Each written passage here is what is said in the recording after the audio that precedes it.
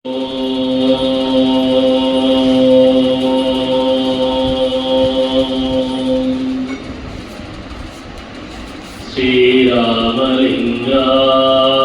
நமஹ. அருட்பெருஞ்சோதி அருட்பெருஞ்சோதி தனிப்பெரும் கருணை அருட்பெருஞ்சோதி திரு அருட்பிரகாச வள்ளபெருமான் திவ்ய திருவடிகளே சரணம். வள்ளல் மலரடி வாழ்க வாழ்க, எல்லா உயிர்களும் இன்புற்று வாழ்க. அனைவருக்கும் இனிய பகல் வணக்கம். முதல்ல என்னை மன்னிச்சிருங்க, நேற்றுக்கே நான் வரணும், சற்று உடல் நலம் சரியில்லாத காரணத்தினால நேற்று வரவில்லை. இன்னைக்கு காலையிலும் அதனால தான் கொஞ்சம் லேட் ஆகிடுச்சு. இருந்தாலும் வள்ளல் பெருமானை பற்றி பேசுவது என்று ஒப்புக்கொண்டு விட்டால் எந்த சூழ்நிலையாக இருந்தாலும் அதையெல்லாம் தவிர்த்து வள்ளல் பெருமானை பற்றி பேசுவதற்கு வருகிறது. இன்னைக்கு அற்புதமான நாள் சொன்னாங்க. இந்த நாளில் நம்ம பேசுறதுங்கிறது ஒரு பெரிய பாக்கியம். இந்த நாளில் எல்லாரும் ஒன்றா சேர்றதுங்கிறது அதோட பெரிய பாக்கியம். அருள் இருக்கிறவங்க மாத்திரம்தான் இந்த நாளில் ஒன்று கூட முடியும். என்றால் வள்ளல் பெருமானுடைய சுத்த சன்மார்க்கத்திலே பொன்னெழுத்துக்களால் பொறிக்கப்பட்ட நாள் இந்த நாள் 23/5/1867. வள்ளல் பெருமான் 7 அவஸ்தைகளாக இருக்கக்கூடிய பசி, பிணி, தாகம், இச்சை, அடிமை, பயம், கொலை என்கின்ற அந்த 7 அவஸ்தைகளிலே பசி என்கின்ற அவத்தையை உலகத்திலிருந்தே விரட்ட வேண்டும் என்பதற்காக வடலூரிலே தர்மசாலை அமைத்தார்.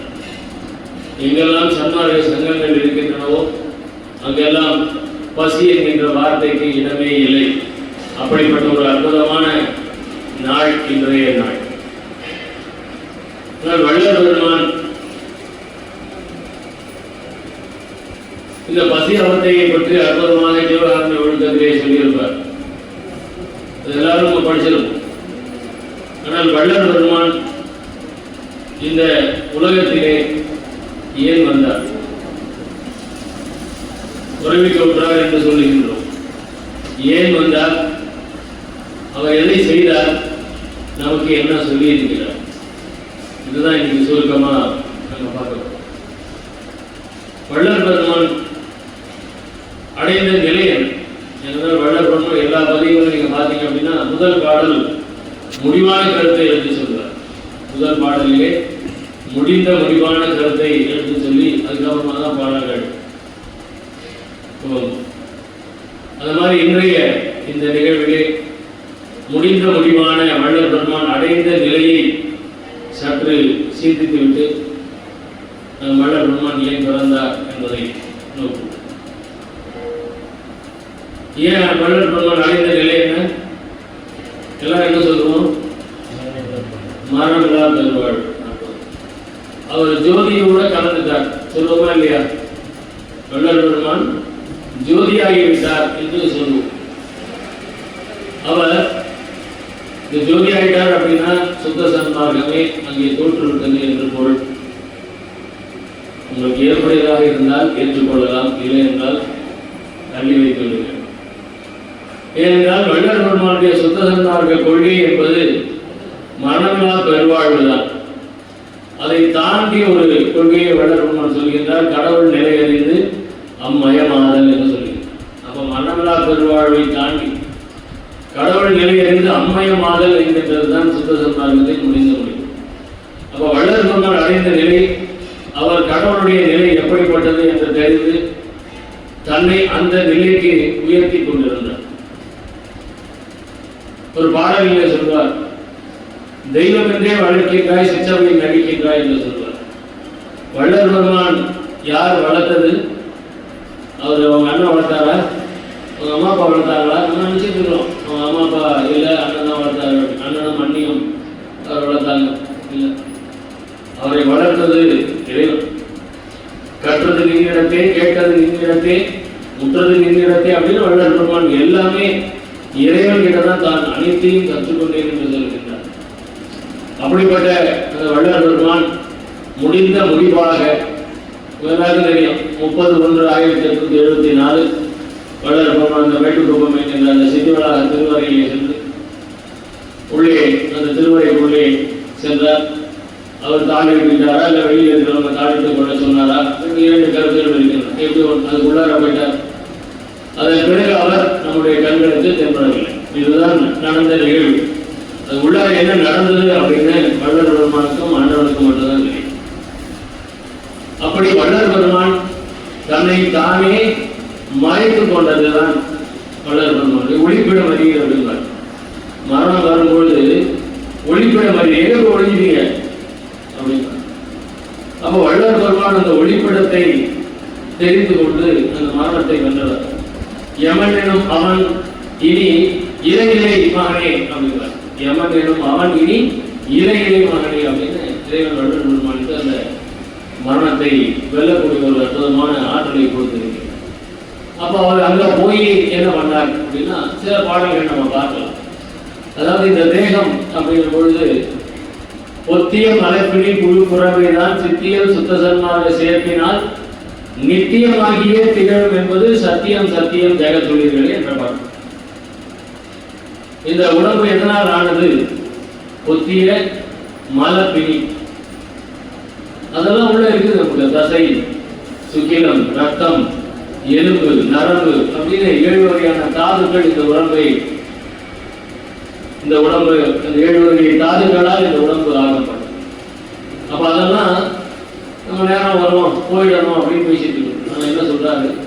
சுத்த சன்மார்க்க சேர்ப்பினால் இந்த தேகத்தோடு சுத்த சன்மார்க்கை சேர்த்தோம் என்றால் இந்த தேகம் நித்திய தேகமாக விளங்கும் என்று சொல்லி நம்ம சுத்த சன்மார்க்கத்தை இந்த தேகத்தோடு சேர்க்கிறோமா இல்லை சுத்த சன்மார்க்கத்துக்கு வந்து போயிட்டு இருக்கிறோம். நான் இங்கே வரும்பொழுது இன்னைக்கு 3 பேர் பேசுறதுக்கு போட்டிருந்தாங்க. நான் கொஞ்சம் ரொம்ப நம்பிக்கையோட இருந்தேன். அவங்க 2 பேர் பேசிட்டு இருப்பாங்க. நான் 2 பேரும் ரொம்ப நல்லா பேசக்கூடியவர்கள். அதனால நம்ம காலகாலமாக போவது வந்து கொஞ்சம் வலிக்காது, மக்களுக்கு கருத்து சொல்லப்பட்டு கொண்டே இருக்கும். ஆனால் இங்கே வரும்போது அவங்க 2 பேர் இல்லைங்கும்போது எனக்கு குற்ற உணர்ச்சி மிகவும் அதிகமாக இருக்குது. நான் அவங்கள்ட்ட பேசியிருக்கணும் வராங்களா வரலையான்னு. அதற்கு தகுந்தாற் போல் நான் முடிவெடுத்திருக்க வேண்டும். இங்கே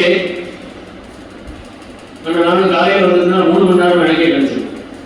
அந்த ஒரு அருமையான வாய்ப்பையும் நான் இழந்துவிட்டேன். என்னுடைய தவ குறைவு என்றே கருதி நான் நிறைய இடங்கள்ல எனக்கு பேசுறதுக்கு அதுக்கு முன்னாடி இருக்கிறவங்க வரல, அடுத்து இருக்கிறவங்க வரல அப்படின்னா அதையும் சேர்த்து எனக்கு பேச சொல்லணும். இன்னைக்கு அந்த வாய்ப்பை இழந்துவிட்டேன். இப்போ வள்ளல் பெருமான் அங்கே இந்த தேகத்திலே சுத்த சன்மார்க்கத்தை சேர்க்க வேண்டும் சொல்லுது.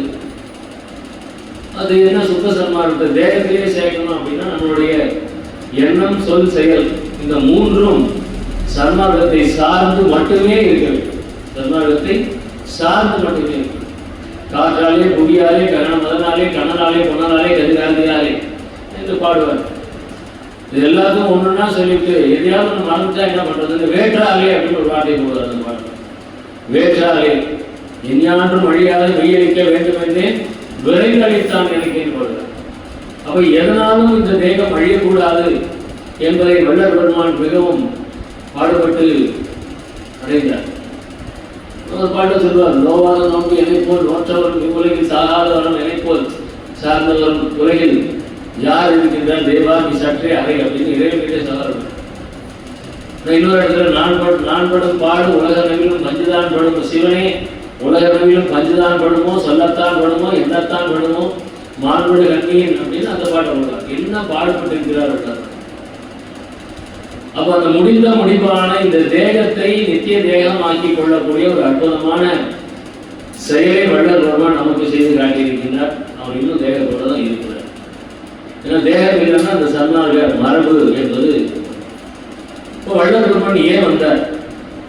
அவர் இந்த உலகத்திலே பிறக்க வேண்டிய, அவதரிக்க வேண்டிய அல்லது இறைவனால் வருவிப்பதற்கான ஒரு காரணம் என்னவாக இருக்கும்? எல்லாருக்கும் தெரியும். ஜாதியிலே, மதங்களிலே, சமய நெறிகளிலே, சாத்திர சந்தடிகளிலே, கோடியிலே, சாத்திர சந்தடிகளிலே, கோத்திர சண்டையிலே, ஆதியிலே அபிமானித்து அலைகின்றவர்களே அலைந்தவிந்து வீணிய நீர் அழிதல் அழகாக. அப்போ எல்லாம் ஜாதி சண்டை, மத சண்டை, இப்படிதான் என்ன கோத்திரம் என்ன குலம் அப்படின்னு ஒரே சண்டை. அப்ப அப்படிப்பட்டவர்களை எல்லாம் எப்படிதான் திருத்தது? இறைவனாலே முடியல. இறைவன் எவ்வளவு அவதாரங்கள் எடுத்து வந்து எல்லாம் பண்ணிட்டு தான் போயிருக்கிறாரு. ஆனாலும் இதுக்கப்புறமா நம்ம அவதாரம் எடுத்து போய் என்ன பண்ண போறோம்னு இறைவனுக்கு தோன்றுகிறது. அதனால இந்த உலகில் எப்படி இருந்தது என்பதை இறைவன் பார்வையிலே வள்ளல் பெருமான் சொல்லுகின்றார். எய்வகை சார் பதங்களிலே பொய்வகை சாத்திரங்கள் எடுத்துரைப்பேன் எமது தெய்வம் என்று கைவகையே கதறுகின்றேன் தெய்வம் ஒன்றென்று அறிகிறேன். எவ்வளவு தெய்வங்கள் இல்லையா? சமயத்தில் எடுத்தோம்னா 1,00,000 தாண்டி தெய்வங்களுடைய பெயர்கள் இருக்கு. ஊரில் போட்டு பாருங்க, போது அப்பேற்பட்ட பல தெய்வங்கள் நமக்கு ஒரு கற்பனையில என்னெல்லாம் பண்ண முடியுமோ அவ்வளவு பண்ணி வச்சுட்டு போயிருக்கிறாங்க. அது வள்ளலும் ரொம்ப அழகாக சொல்வார். நம்ம எல்லாருக்கும் தெரிஞ்ச வார்த்தை, கண்மூடி வழக்கங்களாம் மண்மூடி போக.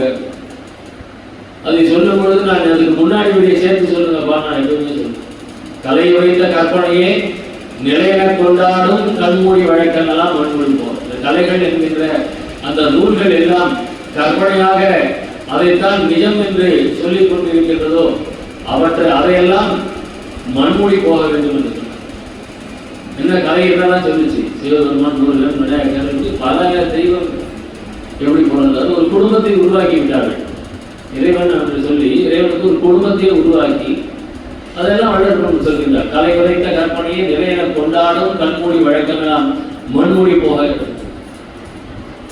இன்னும் கொஞ்சம் வள்ளல் பெருமான் நொந்து போய் சொல்லக்கூடிய பாடல், உடம்பு வருவகை அறியேன் உயிர் வகையை அறியேன் உடல் பருக்க ஒன்று நிலம் உணர்வதற்கே அறியேன் மனமுகவே மனத்தாலே மயங்குகின்றேன் மனத்தை வசப்படுத்தேன் வசப்படுத்தும் வழித்துறை கற்றறியேன். மனத்தை வசப்படுத்தேன், அதை வசப்படுத்தக்கூடிய வழித்துறையை கற்றறியேன். எல்லாம் எனக்கு தெரியும், யாரும் எனக்கு சொல்லி தர வேண்டிய அவசியம் என்ன? பெருசா மூப்பாப்பா வந்து சொல்லிட்டு போறான். அது நமது எண்ணம் இயல்பாக என்ன சொல்லிட்டு போறோம். இந்த பாடலாம் உங்களுக்கு தெரிஞ்ச பாடல் தான். அப்ப நமக்கு தெரிஞ்ச விஷயத்த தான் திருப்பி திருப்பி சொல்லிட்டு இருக்கிறோம். ஒரு 500 பாடல்கள் தான் சன்னாரத்தில் வளர்ந்து கொண்டிருக்கின்றன. திருப்பி யார் பேசினாலும் சேலம் பூசார் முதல் கொண்டு கடியம் வரைக்கும் எவ்வளவு பேசினாலும் மொத்தமாக நீங்கள் கணக்கு பண்ணி பார்த்தீங்கன்னா 500 பாடலுக்கு மிகுந்து போகுது. அதுக்குள்ளதான் சன்னாரத்தை பேசிட்டே நான் வள்ளலார் 6000 பாட்டு. உடம்பு வருவகை அறியும் உயிர் வகையை அறியும். உடம்பு வருவகை அறிகின்றார். அப்போ உயிர் வருவகை அறியுன்னு சொல்லி இருக்கணும் இல்லையா? உயிர் வகையை அறிகின்றார். உயிர் எத்தனை வகை? எத்தனை வகை? 84 லட்சம் யோனி பேதங்கள். அதுதான் உயிர் வகை. 84 லட்சம் யோனி பேதங்கள். உடம்பு எப்படி வருதுன்னு தெரிஞ்சுக்கிறது இல்லை. உயிருடைய வகைகள் எத்தனை வகையான உயிர்கள் உங்களுக்கு தெரியுமா? அப்படியே வரிசையா சொல்லி பாருங்க, அப்புறமா ட்ரை பண்ணி பாருங்க. 50 சொல்ல முடியுமான்னு பாருங்க. 50 வகையான உயிர்களை நம்மளால சொல்ல முடியுமான்னு பாருங்க. ஆனா 84 லட்சம் யோனி பேதங்கள் அப்படிங்கிறாங்க. அதுக்கு முன்னாடியே ஞானிகள் சொல்லியிருக்கிறாங்க. நம்மளாம் எப்படி வாழணும்னு வள்ளல் பெருமான் பார்க்கிறார். கட்டோடே கணத்தோடே வாழ்கின்றோம் எப்படி? கட்டோடே கணத்தோடே. என்ன கட்டு? என்ன கட்டு? ஒண்ணு பணக்கட்டு, இன்னொன்னு உடற்கட்டு, இன்னொன்னு பந்தம். அவ்வளோ ஜனக்கட்டு. அதான் இங்க முக்கியமா சொல்றாரு. கட்டோடே கணத்தோடே வாழ்கின்றோம் என்பீர் கண்ணோடே கருத்தோடே கருத்தனை கருதி. எல்லாம் அப்படிதான் இருக்கணும். ஒரு கல்யாணம் வைக்கிறோம் அப்படின்னா முதல்ல இந்த இடத்துல வந்து ஏதாவது ஒரு கல்யாணம் நடத்தி பாருங்க. யாருடைய கல்யாணமா நடக்கட்டும், எவ்வளவு பேர் வரும் அவங்க யோசிப்பாங்க. அவங்களுடைய 2 பக்கத்து குடும்பங்கள், 2 பக்கத்து நண்பர்கள் அப்படின்னு அத்தனை பேர் வந்துருவாங்க. ஏன்னா வீடு தேடி பத்திரிகை வச்சுருக்காங்க, கண்டிப்பா போகணும். ஆனா இங்க சன்னாடத்துல பத்திரிகை வச்சிருக்கிறாங்க, கண்டிப்பா போகணும் அப்படின்னு யோசிக்கிறோமா? சிந்தனை பண்ணி பார்க்கணும். அச்சையும் உடம்பையும் அறிவகை அறியேன் அம்மையும் அப்பனும் ஆரண தெரியும். அம்மையும் அப்பனும் ஆரண தெரியும். யாருப்பா நம்மளுடைய அம்மா அப்பா? நான் வந்து பூம்பா அப்படின்னுவேன். என்னுடைய அம்மா யாரும் சகுந்தலா அப்படின்பேன். அவங்களா சொல்லுங்க. ரொம்ப அழகா வள்ளல் பெருமான் வந்து அந்த விண்ணப்பத்தில் சொல்றார். அவங்களாம் என்ன? உபச்சாரத்தால் பெற்ற தாய், உபச்சாரத்தால் பெற்ற தந்தை. உண்மையான தாய் தந்தை அவங்க இல்லை. அவங்கெல்லாம் ஒரு கருவி. நம்மை ஈண்டெடுப்பதற்கு, நாம் இந்த உயிரை பிறப்பதற்குண்டான ஒரு கருவிதான். அவங்க நம்மளுடைய தாய் தந்தை இல்லை. தாய் தந்தைன்னா என்ன பண்ணணும்? நம்மளை காப்பாற்றணுமா இல்லையா? இல்லை. என்னுடைய தாய் மரணம் அடைந்து ஒரு 3 வருஷம் ஆயிடுச்சு. அப்போ ஏன் அவங்க இறந்து போனாங்க? உண்மையான தாய் இல்லை. அவங்க உபச்சாரத்தால் பெற்ற தாய். அதுக்காக அவங்க திரும்பி ஓரமாக போடுதுன்னு சொல்ல வரல. என் தாயை பற்றி பேசினா நான் நட ஆரம்பிச்சேன். ஆனால் வள்ளல் பெருமான் சொல்லியிருக்கார், உபச்சாரத்தால் பெற்ற தந்தை, உபச்சாரத்தால் பெற்ற தாய். அதுதான் இங்க கொடுக்கிறார். அம்மையும் அப்பனும் ஆரண தெரியும். யார் அம்மை அப்பன்? நம்மளுக்கு கடித்த ஒரு மகனை தந்தையை கடித்தால் தாயுடன் நினைப்பள், தாயடித்தால் பிடித்தொரு தந்தை அணைப்பன். இங்கிருந்து பேசிய தந்தையும் தாயும் பொடித்து மேனி அம்பலத்தாடும் புனிதனி, ஆதலால் என்னை அடித்தது போதும் அணைத்திடல் வேண்டும் அம்மையப்பா நீ ஆற்றேன். அம்மையப்பா யார்?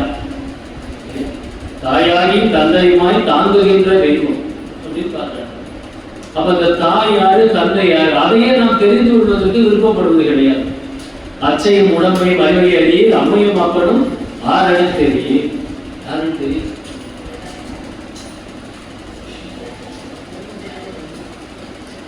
சன்மார்க்க நடையினை தூங்குகின்றீரே, தூக்கத்தை விடுகின்ற துணையொன்றும் கருதீர். சன்மார்க்க சங்கத்தை சார்ந்திட வெளியில் சாவையும் பிறப்பையும் தவிர்த்திட விரும்பி. ஒரு எதிர்மறையாக சொல்லிக்கணும் இல்லையா? எல்லாரும் இப்படிதான் தோணும். என்னடா வந்து உட்கார்ந்து வந்து அடிக்கிற வெயில் இந்த மேலே வந்து எதிர்மறையாக சொல்லியிருக்கிறாங்க. நான் சொல்லலை, வள்ளலார் சொன்னதை நான் இங்க எடுத்து சொல்லியிருக்கேன். ஏன்னா நம்மளுடைய வாழ்க்கையை நம்ம எப்படி அமைச்சிருக்கிறோம் அப்படின்னா, மரணத்தை எதிர்த்து நாம் வாழ்வதில்லை, மரணத்தை நோக்கி வாழ்ந்து கொண்டிருக்கிறோம். அதான் நான் சொல்றேன், மரணத்தை நோக்கி. 2 நாளாக நான் மரணத்தை நோக்கி ரொம்ப அதிகமாக பயன்பட்டேன். அதான் வள்ளல் பெருமான் இங்கே கூட்டிகிட்டு வந்து போதும் போதும் போதும் போதும் அடங்கு அடங்கு அப்படின்னு கூப்பிட்டு வச்சுருக்காரு. அப்போ சன்மார்க்க நடையிலே தூங்குகின்றேன். சன்மார்க்க சங்கத்தில் இருந்தால் கூட என்ன பண்ணிட்டு இருக்கிறோம்? தூங்குறோம் அப்படின்னா கண்ண மூடி தூங்குறது மட்டும் இல்லை, அந்த ஒழுக்க நெறிகளை கடைபிடிக்காமல் இருப்பதை சன்மார்க்க நடையிலே எப்படி நாம் அதை நடந்து கொள்ள வேண்டும், சன்மார்க்கத்தை நாம் எப்படி பயிற்சி செய்ய வேண்டும் என்பதை விட்டுவிட்டு தூங்கிட்டு இருக்கிறோம். என்னையா பயிற்சி பண்ணணும்? என்ன பெருசா பயிற்சி சொல்லிட்டார் வள்ளல் பெருமான். ரொம்ப எளிமையான சொன்னாரு.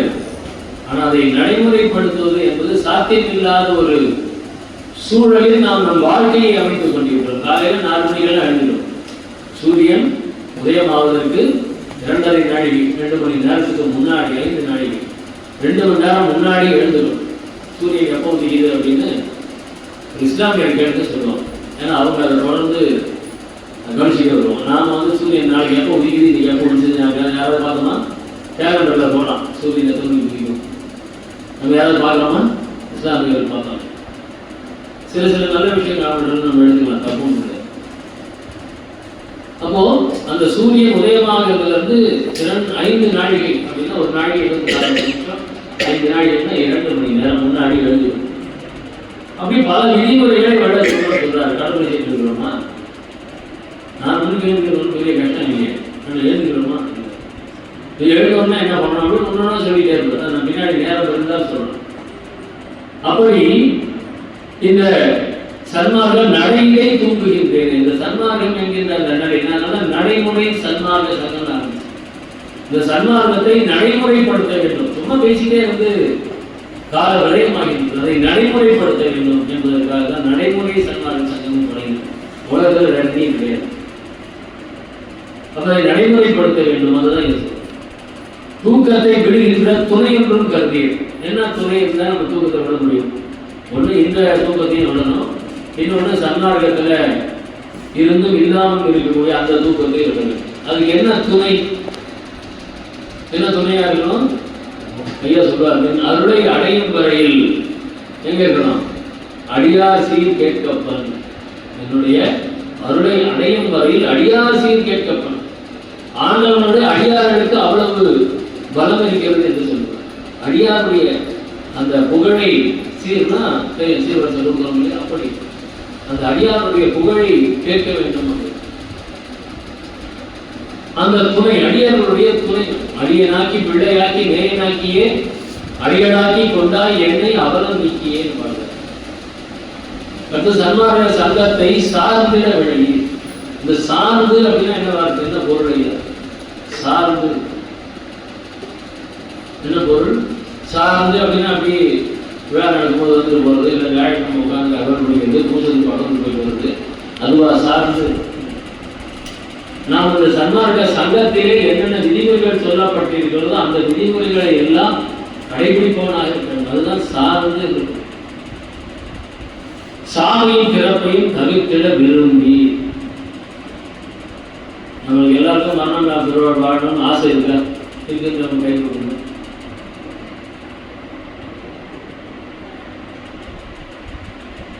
விருப்பம் இருந்ததுன்னா அடுத்தது என்ன பண்ணுவோம்? அதை பண்றோமா? இப்போ கை கொடுக்க போகலாம்.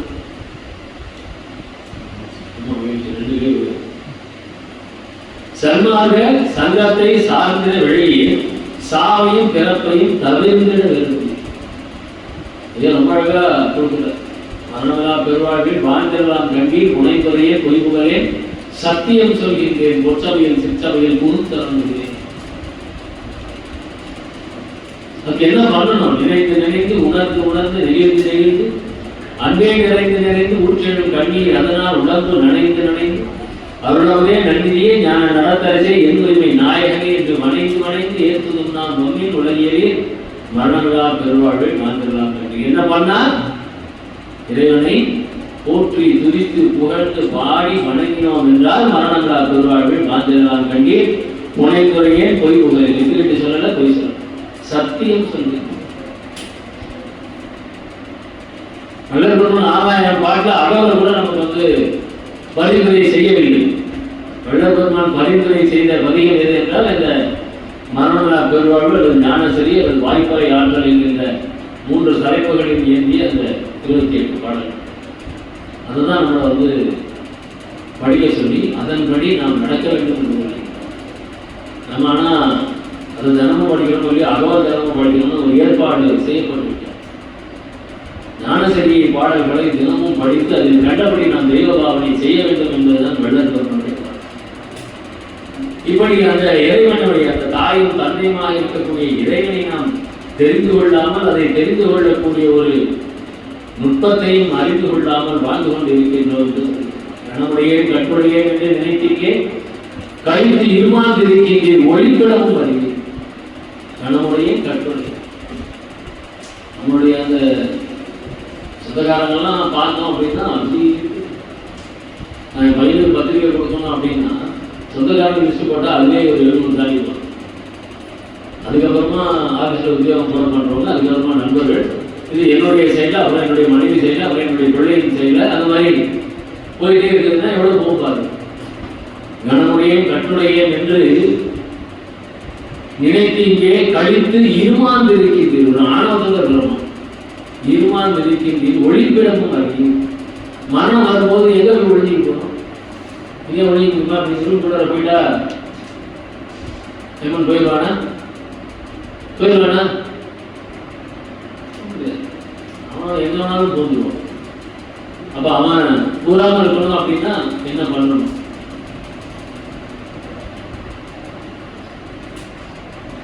வையகத்தில் வானகத்தில் மற்றகத்தில் உமது வாழ்க்கையில மதித்து மயங்காதே. நிறைய சாட்டை அடி சவுக்கடி வளரால் கொடுக்கிறார். சவுக்கடி கொடுக்கிறார். வையகத்தில் வானகத்தில் மேலே விட்டார், நம்மளை மட்டும் சேர்க்கல, மேல திரும்பி சேர்த்துக்கிறார். வையகத்தில் வானகத்தில் மற்றகத்தில் எதையாவது விட்டு போச்சுன்னா என்ன பண்ணுறது? மற்றகத்தில் இருக்கிறார். ஏன்னா அவர் வந்து கொஞ்சம் கூட அந்த ஓட்டை லூப் போட்டு கொடுக்கறது அப்படிங்கிறத அதுவே தெரிஞ்சுருப்பார். கரெக்டாக கம்ப்ளீட்டாக இருக்கும். வள்ளல் பாடல் வந்து கம்ப்ளீட் அப்படின்னு சொல்லுவாங்க. இந்த கம்ப்ளீட்டுக்கு ஃபினிஷிங்கும் என்ன கலர் நம்மளுக்கு தெரியுங்க. ஒரு கம்ப்ளீட்னா என்ன, ஃபினிஷ்னா என்ன அப்படின்னா என்ன சொல்லுங்க, யாராவது சொல்லுங்க.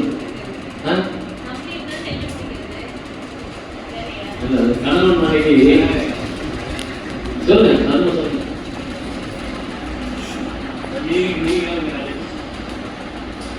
அருமையான ஒரு குடும்பம் கணவன் மனைவி அமைஞ்சுட்டு அவங்களுடைய வாழ்க்கை கம்ப்ளீட்டாக இருக்கும். நமக்கெல்லாம் அமைஞ்ச வாழ்க்கை எப்படி முடிச்சு. அதனால தான் முகூர்த்தத்துக்கு போது என்ன சொல்லுவாங்க, நல்ல நேரம் முடிய கொண்டு சீக்கிரம் போட்டுவாங்க. பார்த்தீங்களா, அவர் சிபாரிக்கா சொல்றாரு, நம்ம தான் புரிஞ்சுக்கணும். நல்ல நேரம் முடியும் போது சீக்கிரமா கொண்டாடிச்சுவாங்க. புரிஞ்சிச்சு அவங்களுக்கு நல்ல நேரம். பொண்ணு நிறைய தான் இப்பெல்லாம் அப்படிதான். பொண்ணுகள் மட்டும் கட்டமாக அனுப்பக்கூடாது. நல்ல நேரம் முடியும் போது சீக்கிரமா புரியும். அதுதான் இங்க சொல்றாரு, கட்டுரையும் கணக்கு முறையும் என்று நினைத்தீங்கே கழித்து இருமாந்திருக்கின்றேன். வையகத்தில் வானகத்தில் மற்றகத்தில் நமது வாழ்க்கையெல்லாம் வாழ்க்கையென மதித்து மயங்காதீர்கள். நான் நல்லா வாழ்ந்துட்டு இருக்கிறேன் அப்படின்னு மயக்கத்தில் தான் இருக்கிறேன் இல்லையா? உண்மையான வாழ்க்கை எதுவாக இருக்கணும். ஆனால் நம்ம என் பிள்ளை நல்லா படித்து நல்ல உத்தியோகத்தில் இருக்கிறான், அருமையான ஒரு மருமகள், இன்னொரு பிள்ளையும் நல்லா படித்து நல்ல உத்தியோகத்தில் இருக்கிறான், நல்ல சொந்தமாக வீடு இருக்குது, நாங்கள்லாம் எந்த வரையும் இல்லாமல் நல்லா வாழ்ந்துட்டு இருக்கோம் அப்படின்னு சொன்னால் வெள்ளதுருமான அப்படி குத்துறாரு.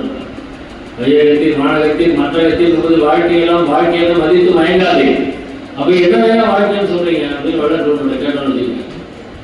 என் தம்பி சூர்யா இங்க உட்கார்ந்து தம்பி,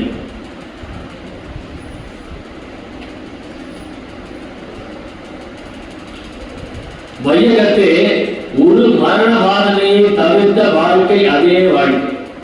இது வாழ்க்கைன்னா என்னன்னு ரொம்ப தெளிவாக இருப்பாரு. வையகத்தே ஒரு மரண வாதனையை தவிர்த்த வாழ்க்கை அதே வாழ்க்கை என மதித்து அதனை பெறவே மெய்யகத்தை விரும்பி இங்கே வந்துடுகின்றன. வையகத்தில் வானகத்தில் மற்றகத்தில் நமது வாழ்க்கையெல்லாம் வாழ்க்கை என மதித்து மயங்காதே அப்படின்னு சொல்லிட்டு, எது உண்மையான வாழ்க்கை? நம்ம மரண வாதனையை தவிர்த்துட்டோமா, அதுதான் ஏன் வாழ்க்கைங்க. 2ஆம் திருமுறையில் ஐயா சொல்றார், மரணத்தை வென்று விட்டேன். 2ஆம் திருமுறை சென்னையில் இருக்கும் போதே வள்ளல் பெருமான் மரணத்தை வென்றவர் சாட்சி ஆதாரம் பாடல். அப்போ அந்த மரணத்தை வென்ற வாழ்க்கை அதே வாழ்க்கை என மதித்து அதனை பெறவே மெய்யகத்தை விரும்பி இங்கே வாருங்கள். மெய்யகத்தை உண்மையான விருப்பத்தோடு.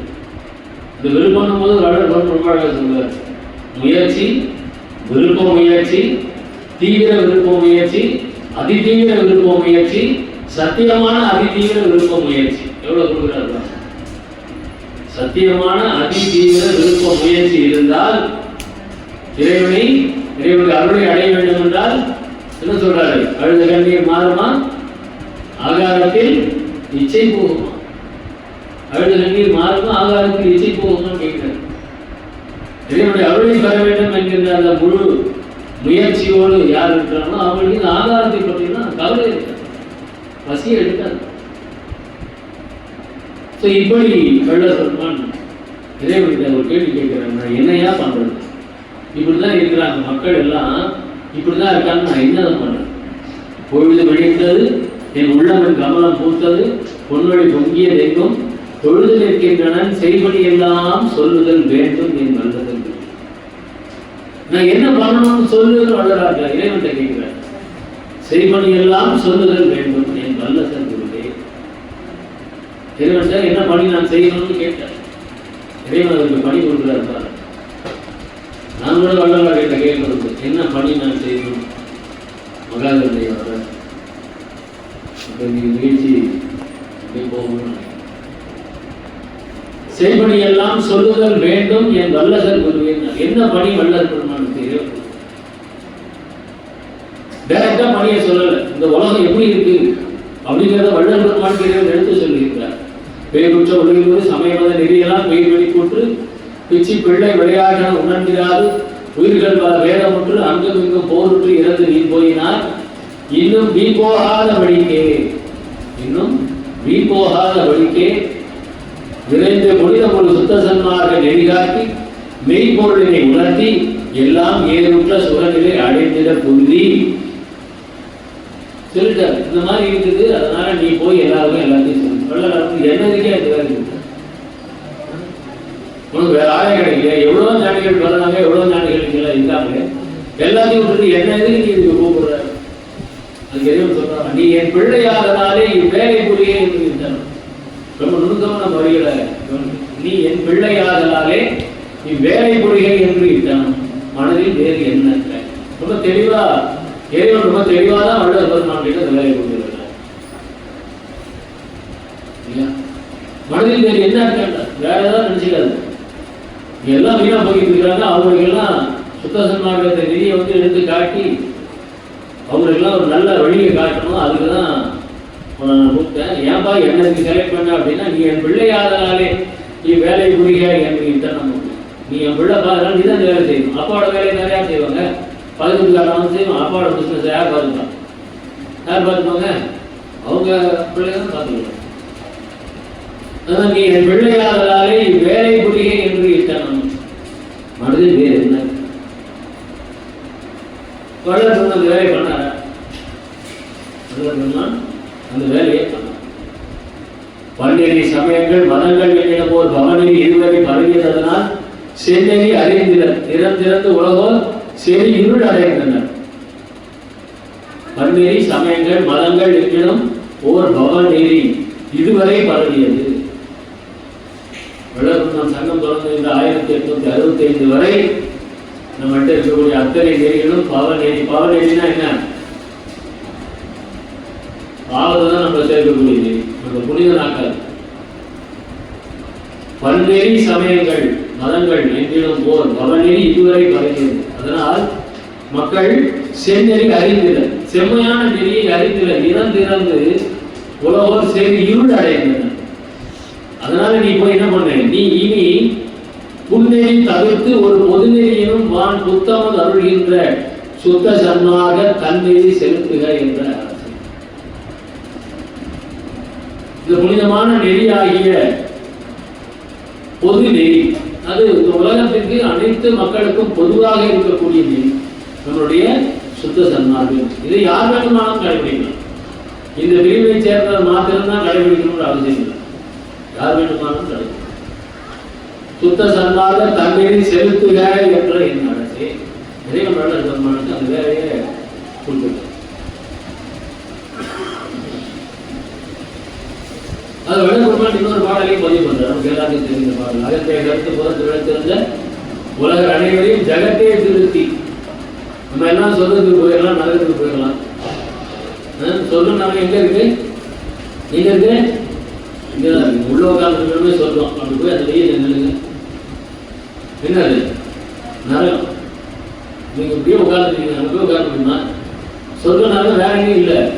அதை வந்து சித்தாந்தத்தில் ரொம்ப அழகா எல்லாருக்கும் நம்பிக்கையை தரக்கூடிய அளவுக்கு ரொம்ப அற்புதமா எடுத்து காமிச்சாங்க. சொல்றோம்னா என்ன, நரகம்னா என்ன, இதில் தீசங்க சொல்றோம் பண்ணாங்க. ஆனால் சொல்ற நரகம் எங்க இருக்கு? இங்கதான். அகத்தை கருத்து புறத்து விடுத்திருந்த உலக அனைவரையும் ஜகத்தையே திருத்தி சன்மார்க்க சங்கத்தை அடைவிக்கிறார். அவங்க இந்த ஜகத்துக்கே திருத்தணும். நரகத்தில் போய் என்ன கோப்பரையில் போட்டு திருத்தினா என்ன பிரயோஜனம் சொல்லு? நரகத்தில் போய் என்ன கோப்பரையில் போட்டு கொடுத்துறேன் அப்பதான் அவன் திருந்துவான். எப்படி திருந்துவான்? இங்கே ஜகத்தே திருத்தி சன்மார்க்க சங்கத்தை அறிவித்தல அவரும் இகத்தே பரத்தை பற்றி மகிழ்ந்திருக்கின்றேன். இங்கேயே இகத்தேன இந்த உலகத்திலேயே பரத்தை அந்த பரநிலை பர அனுபவத்தை இங்கேயே அடையணும். அவர் இகத்தே பரத்தை பற்றி மகிழ்ந்திருக்கின்ற என இந்த உகத்தே இறைவன் வருவிக்க விட்டுறேன், அருளை பெற்றேன். இறைவன் வருவிக்க விட்டாச்சுன்னா போதுமா? எல்லாம் நடந்துருமா? முடிக்கும் போது சொல்றாரு அருளை பெற்றேன். அருள் கிடைச்சிருச்சு, அதனால நான் எல்லாரையும் திருத்தி வைக்கிறேன். அருள் கிடைச்சிருச்சு, அதனால நான் எல்லாரையும் திருத்துவேன். இப்ப திருத்திட்டு தான் இருக்கிறாரு. இல்லாட்டி இவ்வளவு பேர் தந்தாட்டம் இருக்க மாட்டேன். இப்போ வள்ளுவர் பெருமான் அவருடைய வேலையை செய்து கொண்டே இருக்கிறார். என்ன கூட திருத்திட்டே இருக்கிறார். ஒவ்வொரு நாளும் திருத்துறார். ஒவ்வொரு சொற்பொழிவும் என்னை திருத்துவதற்காக வள்ளுவரால் எனக்கு தருகின்றார். ஒவ்வொரு சொற்பொழிவும் நான் சன்மார்க்கத்தை எடுத்து சொல்வதற்காக எனக்கு யாரும் சொற்பொழிவை அழைப்பதில்லை. நான் செல்ல வேண்டும் என்பதற்காக வள்ளுவர் பெருமான் எனக்கு சொற்பொழிவுகளை வழங்கிக் கொண்டிருக்கிறார். வருவிக்க விட்டேன் வந்துட்டாரு, உடனே எல்லாரும் திருத்த முடியுமா? அது என்ன வேணும்? அருளை பெற்றேன் என்பார். அருள் இருக்கணும். அருள் இல்லாட்டி ஒன்றும் பண்ண முடியாது. அருளலாது அணுவும் அசைந்திடாது, அருள்களில் திரும்பும் ஓர் ஐந்தொழில் புரியும். அப்ப அருளை பெற்றேன் அந்த பாடல் பிடிக்கிறது. எவ்வளவு ஒரு சூட்சம். நான் ஒன்றும் இல்லாம தான் வந்துருக்கடா, என்னால் அவங்க எல்லாரையும் திருத்த முடியும், ஏன்னா கடவுளுடைய அருளை நான் பெற்றிருக்கின்றேன் அப்படின்னு நம்ம எடுத்து சொல்றாங்க. அருளை பெற்றேன். இன்னொரு வள்ளலார் கூறுகிறான், நாடு கலந்து ஆகியோர் எல்லோரும் வியப்ப நன்னியனை மாலையிட்ட நாயகனை நாட்டில் ஈடு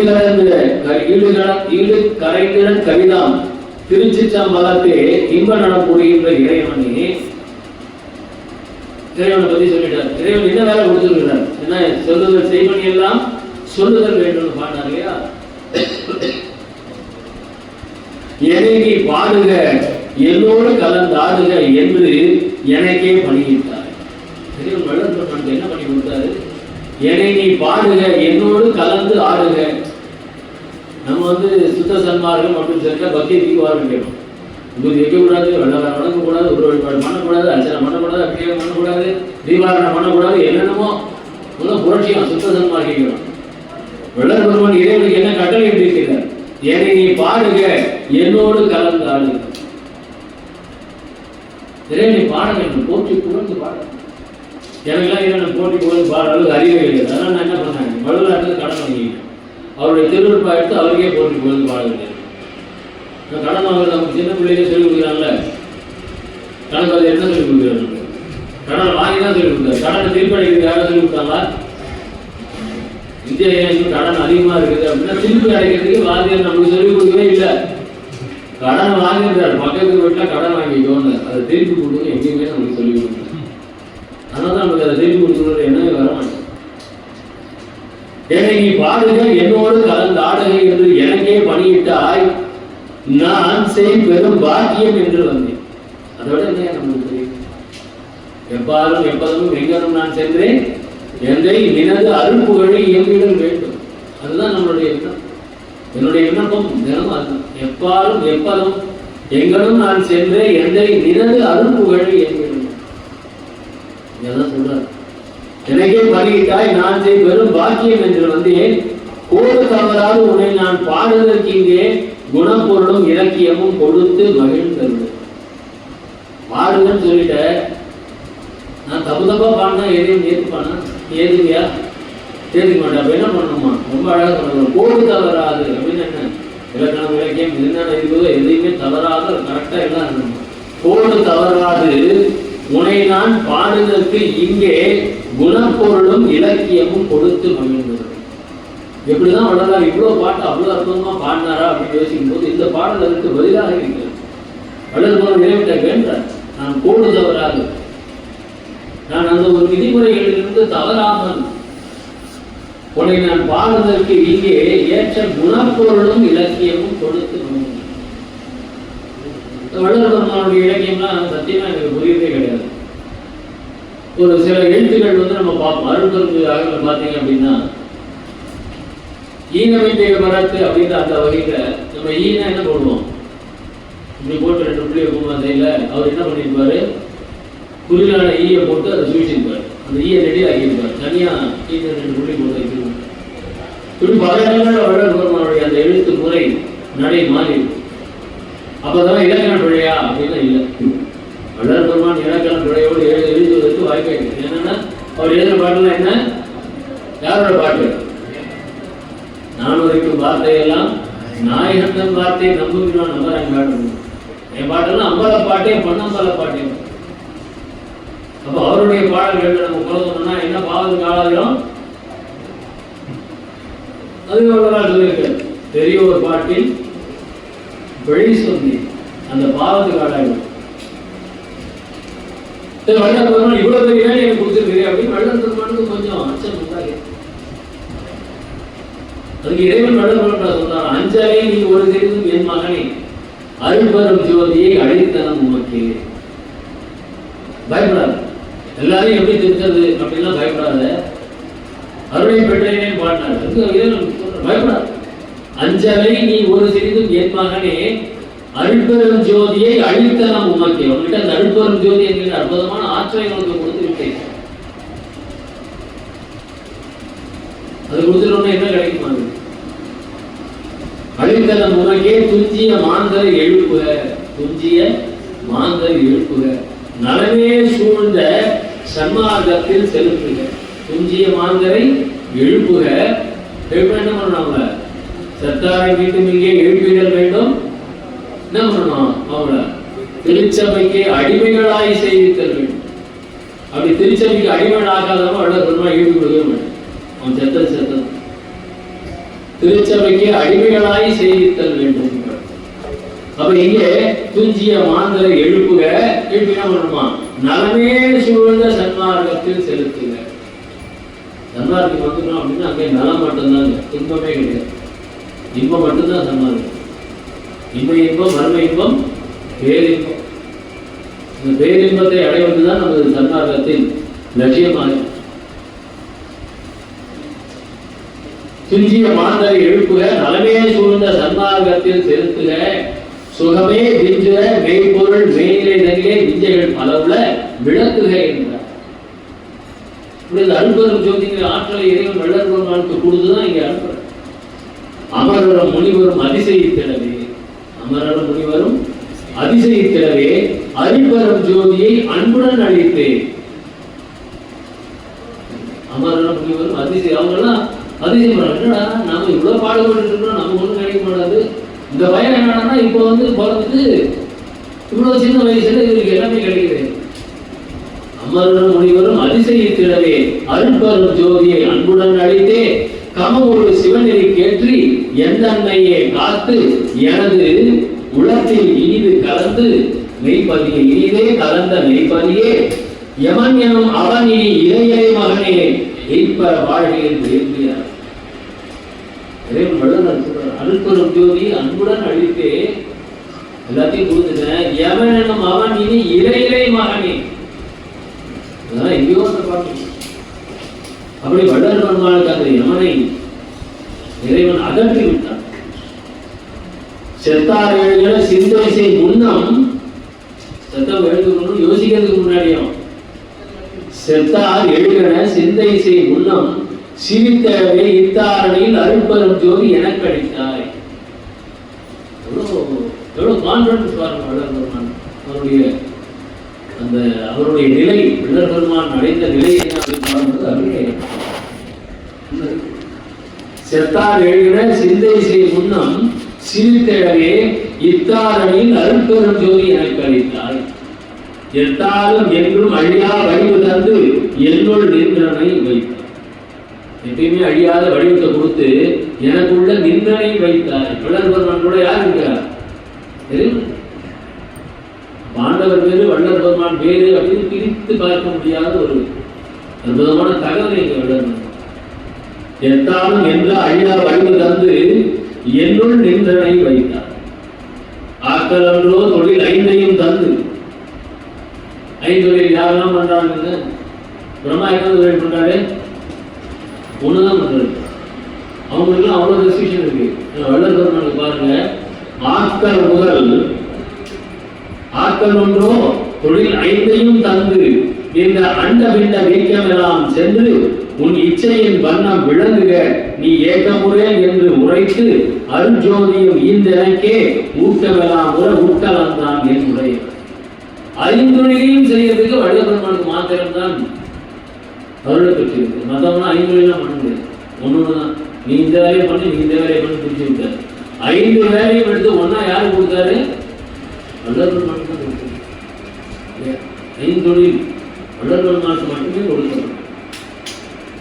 அச்சோ என்னென்ற புகழ்வேன் என் ஆண்டவன் அம்பலத்தான் எச்சோதனை இயற்றாது என்னுள் கலந்து இன்னொருநாள் மெய்ஜோதி ஈர்த்து என்னை மேலிலை கேற்றி விரைந்து உடம்பை இச்சோதி ஆக்கி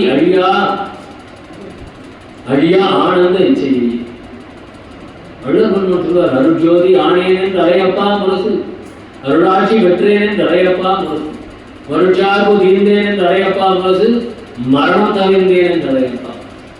இறைவன் சொல்லுறார், அருள்ஜோதி நினைச்சிட்டே நீ முறை போட்டு சொல்லு, நான் தான் இது சொல்லணும், நீ சொல்லு. நான் செய்த நற்றால் தான் யாரோ நவிச்சரிது, வான் செய்த தேவரெல்லாம் வந்து ஏவல் தான் செய்து தம்பரம் என்றே மதிக்க தான் வந்து என்னுள் கலந்தான் நம்பாதவன் தான் அருளினான். வள்ளல் பெருமான் ஏன் வழங்கும்? அவர் நம்மள மாதிரி தான் போறாரு. அவரை ஏன் கும்பிடுறீங்க அப்படின்னு ஒரு கேள்வி பரவலாக இருந்து கொண்டு இருக்கிறார். சன்மார்க்கிகளிடையே இருக்குது. ஏன் கும்பிடணும் அவரை? வள்ளலார் பதில் சொல்றார். நான் செய்த நற்சான்தான் யாதோ நபி செய்து வான் செய்து தேவர்களும் வந்து ஏவல் தான் செய்து. வள்ளலார் மட்டும் வேலை செய்யறாங்க. ஏவல் தான் செய்து யாரு? வான் செய்த தேவர்களும் வந்து ஏவல் தான் செய்து தம்பரம் என்றே மதிக்க. அவருடைய பலம் யாரு? வள்ளலார். தம்பரம் என்றே மதிக்க தான் வந்து என்னுள் கலந்தான். அனைவரும் அப்படி மதிக்கணுங்கிறதுக்காக இறைவன் வள்ளல் பெருமானுள் கலந்து விட்டான் என்று வள்ளல் பெருமான் சொல்லியிருந்தார்.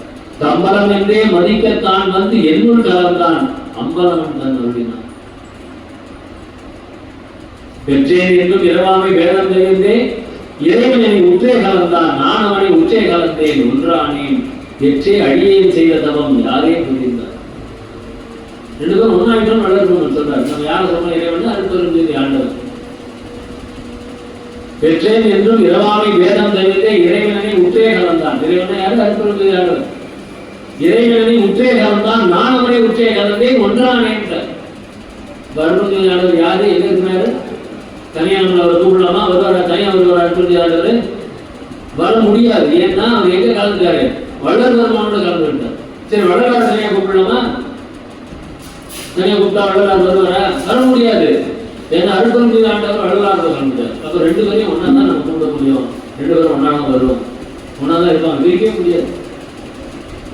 பெற்றேன் என்றும் இரவாமை வேதம் தவிர்த்தே இறைவனை உற்றே கலந்தான் நான் அவனை உற்றே கலந்தேன் ஒன்றானே. ஒரு பாட்டு அருட்பெருஞ்சோதி ஆண்டவரே அப்படின்னா அது வள்ளலாரையும் சேர்த்துதான். ஓம் ஸ்ரீ ராமலிங்காய நமகன்னா அது அருட்பெருஞ்சோதி ஆண்டவரையும் சேர்த்துதான் குறிக்கும். தனியா சிந்தனையே செய்யக்கூடாது. ரெண்டு பேரும் ஒண்ணுதான். எல்லாரும் ராமலிங்காய நம்ம நான் சொன்ன உடனே அருட்பெருஞ்சோதி ஆண்டவரை ஒதுக்கலாம். ரெண்டும் வேற அல்ல. மகாமந்திரத்தை சொல்லிட்டு தான் நான் சொல்றேன்.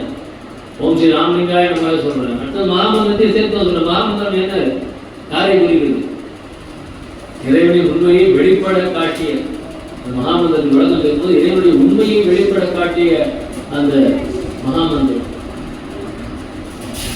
அப்பா எனக்கு ஈட்டில் வைப்பா இருக்கின்ற ஆரம்பத்தை இப்பாறு என்னென்ன நீயே வருவித்து வருவிக்கு விட்டேன் அருளை பெற்றேன். ஒரு பாட்டு தான் எல்லாம் சொல்லுவோம். இன்னொரு பாட்டு என்னென்ன நீயே வருவித்து இசையுடனே தப்பாத தந்திரம் மந்திரம் யாவையும் தந்து உலகில் வெப்பானது தவிர்த்து ஐந்தொழில் செய்ய விதிசனே. தந்திரம் மந்திரம் தந்து சன்மார்க்கத்துல தந்திரம் இருக்கா? மந்திரம் இருக்கா? இருக்கா இல்லையா? மந்திரம் எல்லாருக்கும் தெரியும். அற்புதமான மகாமந்திரம். தந்திரம் என்ன? இந்த நாள் தான் அந்த தந்திரம். இறைவனை அடைவதற்கு தந்திரம் என்ன? விவகாரண்யம். அந்த தந்திரத்தை வள்ளல் பெருமான் தந்திரமும் மந்திரமும் பரோபகாரம். அதுதான் அவர் நமக்கு கொடுத்த தந்திரம். ஏன்னா அது ரொம்ப சுலபமா மற்றதெல்லாம் நாம தான் இறைவனை போய் அடையணும். மற்றதெல்லாம் நாம தான் இறைவனை போய் அடையணும். ஆனா இந்த தந்திரம் என்பது என்னன்னா இறைவனை நம்மை தேடி வரவழைக்கக்கூடிய தந்திரம் தான் திவகாரண்யம். அற்புதமான நாள். வள்ளல் பெருமான் அந்த தர்மசாலையை தொடங்கிய ஒரு அற்புதமான நாள். அந்த தந்திரத்தை வள்ளல் பெருமான் நமக்கு கொடுத்திருக்கும். அதுதான் சொல்றாரு. தப்பாத தந்திர மந்திரம். அதுனா தப்பாத தந்திர மந்திரம். அதுல இருந்தா கண்டிப்பா இடம் நடைபெறும். யோசிக்கிறது. அது தப்பாது அப்படின்னா கண்டிப்பா நிறைவேறும். தப்பாத தந்திர மந்திரம் யாவையும் தந்து உலகில் வெப்பானது தவிர்த்து. வெப்பானதுன்னா என்ன? மரணம். அதுதான் இறைவன் சோதிக்கிறான்னா என்ன அர்த்தம்? மரணத்தை வரவழைக்கணும். நம்ம வந்து எவனாவது 50,000 ரூபாய் நமக்கு கொடுக்கலன்னா இறைவன் சோதிச்சுட்டாங்க. இல்லை 5,000 ரூபாய் திரும்பி போச்சுன்னா இறைவன் என்ன சோதிச்சுட்டாங்க. அதெல்லாம் சோதனை கிடையாது. திரும்ப நம்மால் சரி செய்ய முடியாத ஒரு விஷயம் தான் இறைவன் சோதிப்பது. அது மரணம். ரொம்ப தெளிவாக இறைவன் சோதிக்கின்றான் என்றால் அது மரணத்தை வரவழைப்பது. வெப்பானது தவிர்த்து ஐந்தொழில் செய்ய விதித்தனை. விதித்தனை என்னை நின்றன் மகனாக விதித்து உலகத்தை பதித்தனை என்னுள் பதித்தனை. இவ்வளோ தெளிவா சொல்றார். அவருடைய நிலையை பற்றி இந்த பேரவர்கள் எடுக்கும் போதே அதான் சொல்லுவார். இதுவரை இருந்தது போல் இனியும் வீட்டாலும் கழித்துக் கொண்டிருக்கிறார்கள். நம்முடைய நிலை எப்படிப்பட்டது, நம்மை அதிர்ச்சிக்கின்ற தெய்வத்தின் நிலை எப்படிப்பட்டது என்று விசாரணை செய்து கொண்டிருக்கிறேன். இது அவருடைய நிலையை விசாரணை பண்ணி நமக்கு கொடுக்குறார். விதித்தனை என்னை நின் தன் மகனாக விதித்து. என்னுடைய மகன் யாரு? நான் தான் செல்ல பிள்ளை, நான் தான் தனி பிள்ளை, நான் தான் தனி தலைப்பிள்ளை. தத்துவத்தில் கொடுக்க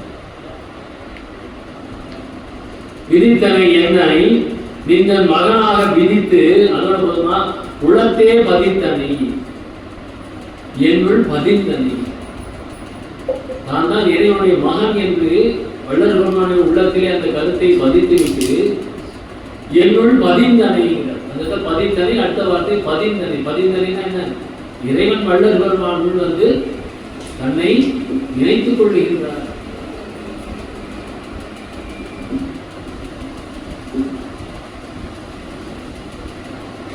நமக்கு என்ன சொல்லியிருக்கிறார்? அவருடைய நிலையெல்லாம் எடுத்து சொல்லியிருக்கிறார். பொதுமான நிலையில் அவர் இருக்கிறார். அதனால இளைஞனே பிரயோஜனம். அவர் வந்தாரு, அவர் என்னென்னமோ பாடுபட்டு அவர் அடைஞ்சு போயிட்டாரு. எனக்கு தான் சொல்லி கொடுத்தாரா? சொல்லி கொடுத்தா தானே அவரால் நம்மளுக்கு பிரயோஜனம். சொல்லிக் கொடுக்கலன்னா அவரால் எந்த பிரயோஜனமும் இல்லை. அவர் பாட்டு வந்து அவர் பாட்டு என்ன பண்ணாருன்னு சொல்லி போயிருந்தாங்க. ஆனால் அவங்க சொல்லிக் கொடுத்தாரு. என்ன சொன்னார்? 4 விஷயம் சொன்னார். சாகாத கல்வியே கல்வி. நீ எம்எட் பண்ணு, எம்பில் பண்ணு, பிஹெச்டி பண்ணு, டாக்டரேட் பண்ண, அவங்க என்னன்னா அவங்க எல்லாம் என்ன கல்வி? சாகக்கூடிய கல்வி. சாகாத கல்வியே கல்வி. அதுதான் என் உண்மையான கல்வி. அதை படிக்கிற மாதிரிலாம் இல்லை. பல லட்சம் பேர் செலவு பண்ணி இப்பெல்லாம் டாக்டர் சீட்டு கோடிக்கு போயிடுச்சு.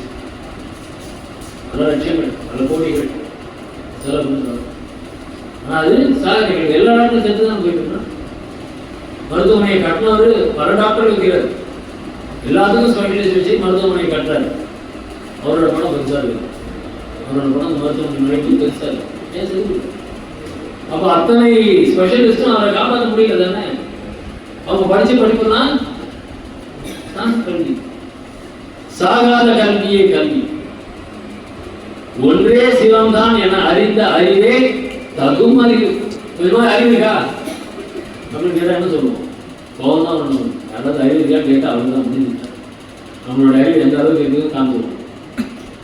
ஆனால் எது சரியான அறிவு? தகும் அறிவு. எது சரியான? சிவம் ஒன்றே சிவம்தான் என அறிந்த அறிவே தகும் அறிவு. சிவம் தான் உண்மையான பொருள். அதுதான் உண்மையான அறிவு. தகுந்த அறிவு என்னன்னா சிவம் தான். ஒன்றே சிவம். அதுதான் சரியான அறிவு. நமக்கு அப்படிலாம் இல்லை. நிறைய சன்மார்க்கர் வீட்டிலேயே அவ்வளோ படங்கள் இருக்கு. பல தெய்வங்களுடைய படங்கள். என்ன பண்றது? தெய்வங்கள் பல பல சிந்தை செய்வாரும், சேர்க்கதை பல பல செப்புகின்றாரும், பொய் வந்த கலைகளை புகழ்ந்திடுவாரும், பொய் சமயாதியை மெச்சுகின்றாரும், மெய் வந்த திருவருள் விளக்கம் ஒன்றில்லார். அவங்களுக்குலாம் விளக்கம் இல்லை. மேல்விளை வருகிறார். இதெல்லாம் கும்புறதே என்ன ஆகும் தெரியல. மேல்விளை வருகிறார் வீண் கழிக்கின்றார். அவங்க பொழுதெல்லாம் வீண் பொழுது. நீ வந்த துன்பொழித்து அவருக்கு அறிவருள் வீண் என்றார். அவங்களுக்கு அறிவு. என்ன அறிவு கொள்ளணும்? தகும் அறிவு கொள்ளணும். ஒன்றே சிவம்தான் என அறிந்த அறிவே தகும் அறிவு. தகும் அறிவு. அவன் ரொம்ப பெரிய ஆளியா. எல்லாத்தையும் என்ன சொன்னாலும் செஞ்சு முடிச்சுனா தெரியுமா? அவ்வளவு ஆற்றல் நமக்கு இருக்குமா? உண்மையான ஆற்றல் எது? மலமைந்தும் வென்ற வல்லபமே தனித்த பூரண வல்லபம். மலம் 5 வென்ற வல்லபமே. எத்தனை மலத்தை நம்ம வச்சிருக்கோம்? என்னை பத்தி சொல்லணும் அப்படின்னா ஒன்று கூட படிக்கல. 5 மலத்தையும் கட்டிட்டு தான் வாழ்ந்துட்டு. மலமைந்தும் வென்ற வல்லபமே தனித்த பூரண வல்லபம். மலம் 5 வென்றணும். மலம் 5 வென்றா என்ன ஆகலாம்? சிவம் ஆகும். ஆணவம், கர்மம், மாயை, மாமாயை, திரோதாரி 5 மலங்களோட வாழ்ந்துட்டு. அதில் அப்படியே ஒரு 2 தூக்கிட்டோம் அப்படின்னா நம்ம ஜீவன் 3 மலங்கள். 5 மலங்களோட இருக்கும்போது நமக்கு என்ன பேரு? பசு. 5 மலங்களோட இருக்கிறவங்களுக்கு பேர் என்ன? பசு. அதுல இந்த மாமாயை திரோதாயி நீக்கிட்டேன் அப்படின்னு சொல்லி 3 மலங்கள் தான் இன்னும் கிட்ட இருக்கு. ஆணவம், கர்மம், மாயை 3 மலங்கள் தான் இருக்கு அப்படின்னா அவனுக்கு பேர் என்ன? அவன் தான் ஜீவன். அவங்க தான் ஜீவர்கள். நம்ம எல்லாரையும் ஜீவர்கள் சொல்லிக்கணும். 3 மலங்களை வைத்திருக்க. அதுலேயும் இந்த கர்ம மாயை அப்படிங்கிற அந்த ரெண்டுமும் மலமும் போயிட்டு ஆன்மா ஆணவம் அப்படிங்கிற அந்த மலம் மட்டும் இருந்ததுன்னா அவனுக்கு பேர் ஆன்மா. அதுலேயும் ஆன்மா ஆணவம் இருக்கு, அதுவும் அழிந்து போனாதான் ரொம்ப அழகா சொல்றார். மலமைந்தும் என்ற வல்லவமே தனித்த பூரண வல்லம். எவ்வளவு பெரிய என்ன சொல்லுவாங்க அப்பாட்டாக, அதெல்லாம் இங்க செல்லுபடியாக. மலமைந்தும் என்ற வல்லவமே வேகாத காலாதி கண்டு கொண்டு எப்பொழுதும் விளைவித்த தொழிலே மெய் தொழில்தான். என்ன தொழிலை பண்ணிருக்கீங்க? நான் விவசாயம் பண்றேன், நான் என்னென்னமோ சொல்லிட்டு இருப்போம். ஆனா அதெல்லாம் தொழிலா? அதெல்லாம் எதுக்கு? இந்த எஞ்சான ஒரு ஜானுக்காக தான். அதெல்லாம் அந்த பாடெல்லாம் 8 ஜான் படம் ஒரு ஜானுக்காக தான் அத்தனை பாடம். அப்ப மீதி 7 ஜானுக்கு எங்கேயா போகுது? நம்ம அந்த ஒரு ஜானை ஃபீல் பண்றதுக்கு தான் நம்ம எல்லாரும் போய் சொல்லிக்கோம். ஒரு ஜான் இந்த எஞ்சான் உடம்பில் எது முக்கியம்? நாம எதை முக்கியமா வச்சுட்டு இருக்கிறோம்? வயிறுதான் முக்கியமா வச்சிருக்கோம். அப்ப என்ன பண்ணணும்? நான் எல்லாத்தையும் சொல்லுவேன். நான் சன்மார்க்கம் பேசுறேன்னா முதல்ல நான் எங்க கை வைப்பேன்னா உங்க வயிற்றுல தான் அடிப்பேன். வயிற்று தான் அடிக்கும். வயிறு அடிக்காம நம்ம இஷ்டத்துக்கு போட்டுருந்தோம்னா நான் உடம்பு சரியில்லாம போன மாதிரி ஆகிடும். அப்ப வயிற்றுல தான் கை வைக்கணும். அவ்வளவுதான். அப்படி கை வச்சிருக்கிறார். தேகம் நஷ்டமடைவதற்கு முக்கியமான காரணம் என்ன? ஆகாரம். அதுதான் கை வைக்கணும். நாம நல்ல வடவயத்தோட டெய்லி சாப்பிட்டு இருந்தோம் அப்படின்னா அருள் துளி கூட கிடைக்கும். அருள் துளி கூட கிடைக்கும். வயிற்றை அட்டாக் பண்ணும். எங்க கை வைக்கணும்? வயிற்று வைக்கணும். காலையில் என்ன சாப்பிடலாம், மத்தியானம் என்ன சாப்பிடலாம், ராத்திரி என்ன சாப்பிடலாம் அப்படின்னு யோசிச்சா மரணம் வந்துடும். காலையில் எதையும் சாப்பிடக்கூடாதுன்னு யோசி. சன்மார்க்கத்தில் காலை உணவு உண்டா? உண்டா? காலை சிற்றுண்டி கிடையாது. சன்மார்க்கத்தில் காலை சிற்றுண்டி கிடையாது. நம்ம கஞ்சி அவங்களுக்குலாம் கொடுக்கலாம், நாம எடுத்துக்கூடாது. நாம காலையில பட்டினியாக தான் இருக்கணும். வயிற்றுல முதல்ல தூக்கி எடுத்து வயிற்றுல தான் கேட்கும்.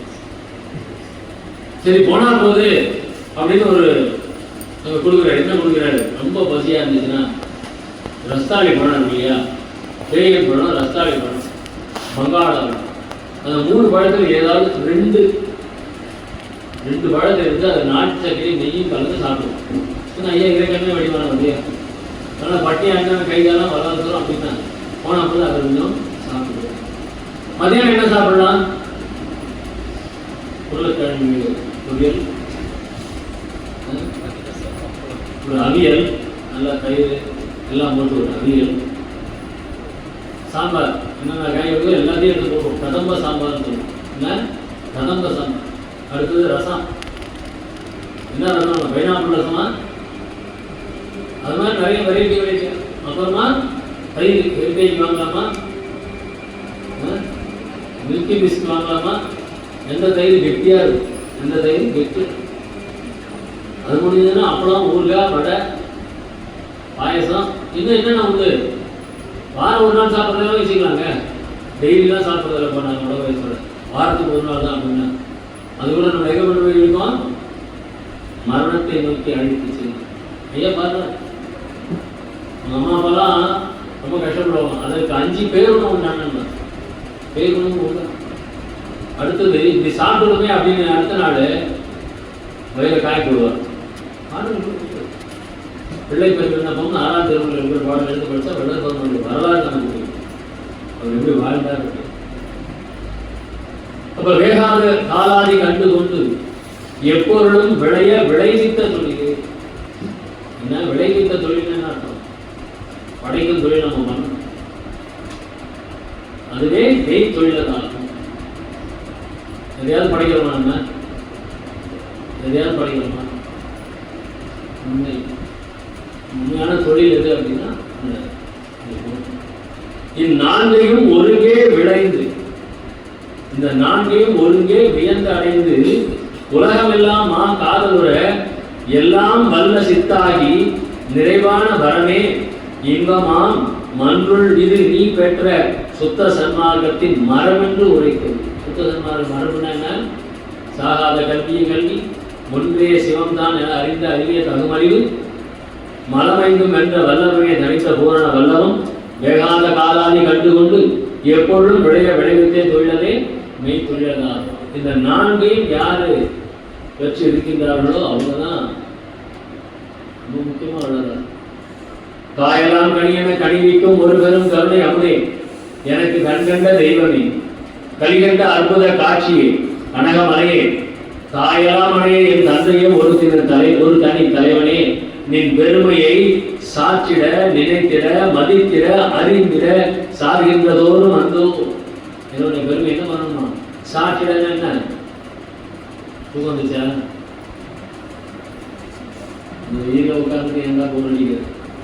சாற்றிட சொல்றது, சாற்றிட நினைத்திட மதித்திட அறிந்திட சார்கின்றதோறும் அந்தோ. வாயெல்லாம் தித்திக்கும், மனமெல்லாம் தித்திக்கும், மதியெல்லாம் தித்திக்கும், என் மண்ணியமை அறிவெல்லாம் தித்திக்கும் எனில் அதில் வரும் இன்பம் என்று புகழ்வு. அந்த இறைவனுடைய புகழை சாற்றிட வாயெல்லாம் தித்திக்கும். நினைக்காதுங்க, வாயெல்லாம் தித்திக்கும். இறைவனுடைய புகழை சாற்றிட சொல்ல சொல்ல வாயெல்லாம் தித்திக்கும். நினைத்திட இறைவனுடைய புகழை சதா அதே சிந்தனை ஐயா சொல்றார். இருக்கும் பொழுதும் படிக்கும் பொழுதும் இதே விசாரத்தோடு இருந்தால் தெரிய வேண்டியதை தெரிந்து கொள்ளலாம். அப்ப இங்க நினைத்திட மனமெல்லாம் தித்திக்கும், சாற்றிட வாயெல்லாம் தித்திக்கும், நினைத்திட மனமெல்லாம் தித்திக்கும், மதித்திட மதியெல்லாம் தித்திக்கும். இதனுடைய புகழை மதிச்சோம் அப்படின்னா மதியெல்லாம் தித்திக்கும். அறிந்திட சார்கின்றதோறும் என் மண்ணில் மெய் அறிவெல்லாம் தித்திக்கும். அந்த மாதிரி 4 விஷயத்தை சொல்லி அதனால என்ன பலன் அப்படின்னு கொடுக்குறாரு. அதனால என்ன சொல்ல வர்றாரு? வீணே பராக்கில் விடாதீர் உமதுடத்தை, வீணே பராக்கில் விடாதீர் உமதுடத்தை. பராக்கு பார்க்கறது என்ன தெரியலையா? என்ன கொள்கை என்பதை சொல்லுவார். காசிக்கு நீடிக்கையில் ஆனாலும் காசிக்கு நீடிக்கையில் ஆனாலும் நீ வேடிக்கை என்றால் விடுவதில்லை. காசிக்கு போகலாம் அப்படின்னா ஐயோ அவ்வளோ தூரம் யாரையா போகிறது, எனக்கு அவ்வளோதான் லீவ் கிடைக்காது. காசிக்கு நீடிக்கையில் ஆனாலும் காசிக்கு தூரமாக சீக்கிரம் போட்டு வரணும் போட்டாலும் செய்யும். 10 நாள் சீக்கிரம் போட்டு வரணும் போட்டுருக்காங்க, ரொம்ப சீப்பாக இருக்குது 30,000 தான் அப்படின்னா சீக்கிரம் போட்டு வராங்க. சரி போயிட்டு போகலாம். காசிக்கு நீடிக்கையில் ஆனாலும் காசியோட தூரமாக இருக்கா கூட நீ வேடிக்கை என்றால் விடுவதில்லைன்னு ஆடாதி சற்றும் அசையாதி வேறொன்றை நாடாதி பொய் உலகை நம்பாதி வாடாதி சன்மார்க்க சங்கத்தை சார்பி. ரொம்ப தெளிவாக ஆடாதி சற்றும் அசையாது வேறொன்றை நாடாதி. மற்றையோ நினைச்சிருந்து சார்ந்திருப்பீரானால் மரணம் எனும் பெரும்பாலே வந்திருமே சற்றும் அதை முன்னாலே தடுக்க முடியாது. சமண சன்மார்க்க சங்கத்தவர்கள் எல்லாம் அதனை எட்டி உதைக்க வந்தார். இவ்வுலகில் எவரும் இல்லை கண்டி. வேற ஒன்று தெரிஞ்சுக்கலாம். திருப்பதி போயிட்டு வந்தவா எனக்கு கஷ்டம்லாம் தீர்ந்துச்சுப்பான்னு வந்ததுன்னா உடனே நம்ம திருப்பதியும் மட கொடுக்கலாம் பேச வேளாண்மைக்கு நான் நடந்தே போயிட்டு வந்தேன். என் வீட்டில் எல்லா பிரச்சனையும் தீர்த்து போச்சுன்னு சொன்னா உடனே நம்மளும் வேளாண்மைக்கு போயிட்டு வந்தா எல்லா பிரச்சனையும் தீர்ந்து. மற்றறிவோம் நினைச்சிருந்து தாழ்ந்திருப்பீரானால் மரணம் எனும் பெரும்பாதை வந்துடுமே சற்றும் அதை நம்மாலே தடுக்க முடியாதே. யாரால் செய்ய முடியும்? சமரச சன்மார்க்க சங்கத்தவர்கள் அல்லால் அந்த மரணம் ஏற்றி நின்று தடுக்க வந்தார். எவ்வளவில் எவரும் இல்லை என்று ரொம்ப தெளிவா குறித்துரைக்கின்றேன். இதனை கேட்டேன் இங்கே வம்மின் போடும் என குரங்காலே நாடுகின்ற உலகில் வெறித்தவுமால் ஒருவரையும் பெண்ணி நம்மளால் அவங்க என்ன வெறித்தவுமால் ஒருவரையும்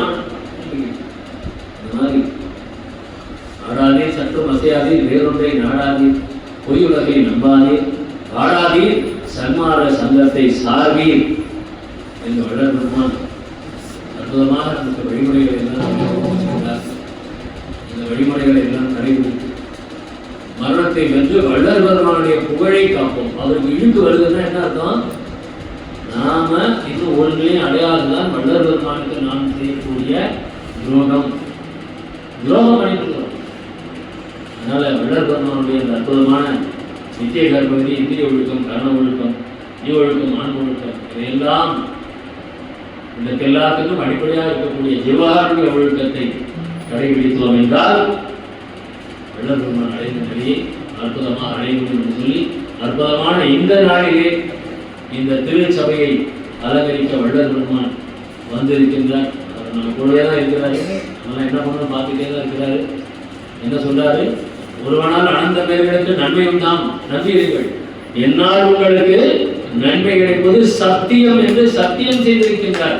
அவரை நம்புவோம், மரணத்தை வெல்வோம். நன்றி.